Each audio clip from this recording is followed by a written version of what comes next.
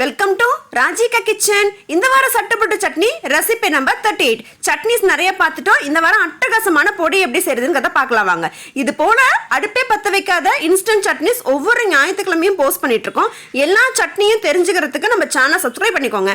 ஏற்கனவே போஸ்ட் பண்ணத playlist check பண்ணுங்க. இன்னைக்கு அட்டகாசமான கொப்பரை தேங்காய் பூண்டு பொடி எப்படி செய்யுதுன்னு பார்க்கலாம். இது செய்யறதுக்கு ஃபர்ஸ்ட் ஒரு மிக்ஸி ஜார் எடுத்துக்கோங்க. கொப்பரை தேங்காய் எடுத்துக்கோங்க. 1 டீஸ்பூன் அளவு மிளகாத்தூள், தேவையான அளவு உப்பு, இது மூணுத்தையும் ஃபர்ஸ்ட் ஒன்று சேர்த்து கொரகொரப்பா அரைச்சிருங்க. அதுக்கப்புறம் ஒரு பல்லு பூண்டு ஃபுல்லா தோல் உரிக்காம ஃபுல்லா சேர்த்துக்கோங்க.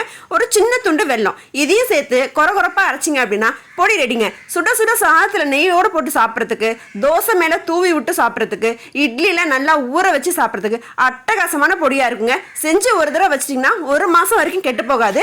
எப்பப்பெல்லாம் தேவைப்படுதோ எதுவும் செய்ய முடியாத நேரத்தில் அழகா நெய் போட்டு நம்ம இந்த சாதத்தோடையோ இல்லை இட்லி தோசையோடையோ சாப்பிட சூப்பராக இருக்கும். ட்ரை பண்ணி பாருங்க. ட்ரை பண்ணி பார்த்துட்டு எப்படி இருக்குன்னு கமெண்ட் செக்ஷன் சொல்லுங்க. அடுத்த வாரம் வேற ஒரு அட்டகாசமான இன்ஸ்டன்ட் சட்னியில் உங்களை பார்க்குறேன். அது வரைக்கும் டடா.